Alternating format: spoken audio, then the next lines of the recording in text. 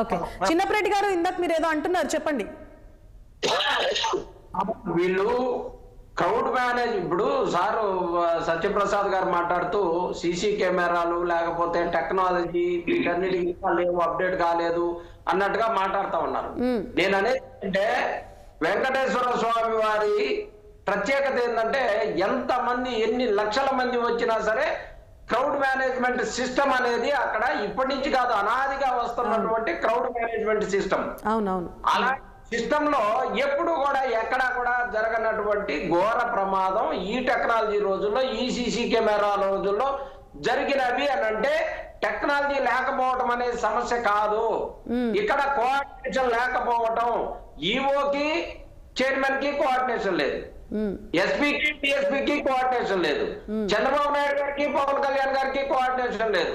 చంద్రబాబు నాయుడు గారు ఒక రకమైనటువంటి రీజన్ చెప్పి పోలీస్ శాఖకు సంబంధించిన వారిని సస్పెండ్ చేయడం, కొంతమందిని ట్రాన్స్ఫర్ చేయడం జరిగింది.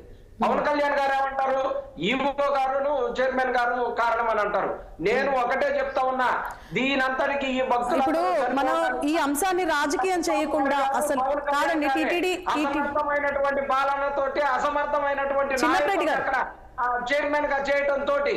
చిన్నప్రెడ్డి గారు, మనం ఈ అంశాన్ని రాజకీయం చేయకుండా టీటీడీ అనేది భక్తుల మనోభావాలకి సంబంధించింది, ప్రపంచ ప్రఖ్యాతిగాంచిన దేవాలయము. టీటీడీ బోర్డు కానివ్వండి, అందులో వస్తున్న వ్యవస్థ, ఇప్పుడు దాకా మెయింటైన్ చేసిన అంశం ఏదైతే ఉందో దాన్ని పరిగణలోకి తీసుకుందాము. భక్తులు ఇప్పుడు ఎలాంటి ఇబ్బందులు ఎదుర్కొన్నారు, భక్తులు మృతి చెందారు, అలాగే క్షతగాతులు కూడా అయ్యారు. ఈ అంశం మీద మనం డిస్కస్ చేద్దాము. రాజకీయంగా మనం ముందుకు వెళ్తే ఇలాంటి అంశాలు చాలానే వస్తాయి, ఎందుకంటే టీటీడీ బోర్డు అనేది సపరేట్, దానికి సంబంధించిన అంశాలు మనం పరిగణలోకి తీసుకోవాలి. పరామర్శకు వెళ్ళారమ్మా, కనీసం పరామర్శకు వెళ్తే వైఎస్ జగన్మోహన్ రెడ్డి గారు పరామర్శకు వెళ్తే కనీసం ప్రతిపక్ష నాయకులను అక్కడికి రానియటానికి కూడా అనేక ఇబ్బందులు కల్పించి చివరికి ఆయన నడుచుకుంటూ వచ్చేసరికి అక్కడ ఉన్నటువంటి పేషెంట్లందరినీ కూడా తరలించేసి, ఏందమ్మా ఇది రాజకీయం కాకపోతే వాళ్ళు చేసింది ఏంది, చంద్రబాబు నాయుడు గారు వచ్చిందాకా ఉంచారు, పవన్ కళ్యాణ్ గారు వచ్చిందాకా ఉంచారు. పవన్ కళ్యాణ్ గారు వెళ్ళిపోయిన తర్వాత జస్ట్ పవన్ కళ్యాణ్ గారు అక్కడ ఉండగానే జగన్ గారు వచ్చారు. వైఎస్ జగన్మోహన్ రెడ్డి గారు వస్తే ఆయన రానియకుండా చేయాలా, వాళ్ళని కలవనీయకుండా చేయాలని చెప్పేసి చేశారు. ఇవన్నీ రాజకీయంగా వాళ్ళు ఆడుతూ ఉన్నారు, మాకు అవసరం లేదు. వాళ్ళు తిరుపతి లడ్డు గురించి వాళ్ళు నాటకాలు ఆడారు, మాకు అవసరం లేదమ్మా, రాజకీయం చేయాల్సిన అవసరం లేదు. భక్తులకు జరిగినటువంటి ఇబ్బంది గురించి మాట్లాడటానికి కోసం పోయారు. ఖచ్చితంగా ఆ కుటుంబాలన్నిటిని ఆదుకోవాలి. ఖచ్చితంగా వైఎస్ఆర్ కాంగ్రెస్ పార్టీ తరఫున ఆ కుటుంబాలన్నిటి కూడా మా సానుభూతిని వ్యక్తం చేస్తా ఉన్నాం, వాళ్ళ ఆత్మకి శాంతి కావాలని చెప్పేసి కోరుకుంటా ఉన్నాం. అలాగే ఆ ప్రభుత్వానికి సంబంధించినటువంటి వారందరూ కూడా దాంట్లో కాంట్రాక్ట్ జాబులు ఏదో ఇస్తామని చెప్పారు. ఏమమ్మా, కాంట్రాక్ట్ జాబులు చేయడానికి ఎక్కడో కర్ణాటక నుంచి వైజాగ్ నుంచి ఇక్కడికొచ్చి కాంట్రాక్ట్ జాబులు చేస్తారా? ఆ కుటుంబానికి ఖచ్చితంగా పర్మనెంట్ జాబులు ఇవ్వాల్సిందే. పర్మనెంట్ జాబులు ఇచ్చి ఆ కుటుంబాలని గొప్పగా ఆదుకోవాలి.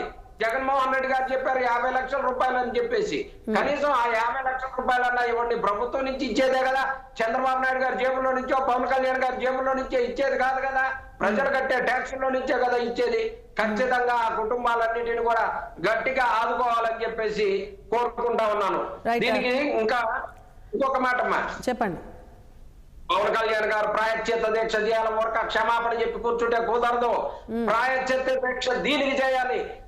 పవన్ కళ్యాణ్ గారు అక్కడ మెట్టు కడగాలి, కడిగి ప్రాయశ్చిత్త దీక్ష చేసి చెంపలేసుకొని ఇలాంటి వారిని మేము టీటీడీ చైర్మన్ గా పెట్టినందుకు జరిగింది అని చెప్పి క్షమాపణ చెప్తే ఆల్రెడీ ఆయన ఒప్పుకున్నారు కదండి. ఈవో జేఈఓల పూర్తి బాధ్యత ఈవో జేఈఓలే తీసుకోవాలి, టీటీడీ బోర్డును కూడా ప్రక్షాళన చేయాలి, స్వయంగా నేను క్షమాపణ చెప్పుకుంటున్నాను ప్రభుత్వం తరపు నుంచి అని చెప్పి పవన్ కళ్యాణ్ గారు ఆల్రెడీ చెప్పారమ్మా, క్షమాపణ చెప్పారు. అలా కాదు, ప్రాయశ్చిత్త దీక్ష చేయాలా. కొన్నిసార్లు చేశాడు కదా ప్రాయశ్చిత్త దీక్ష చేయాలి.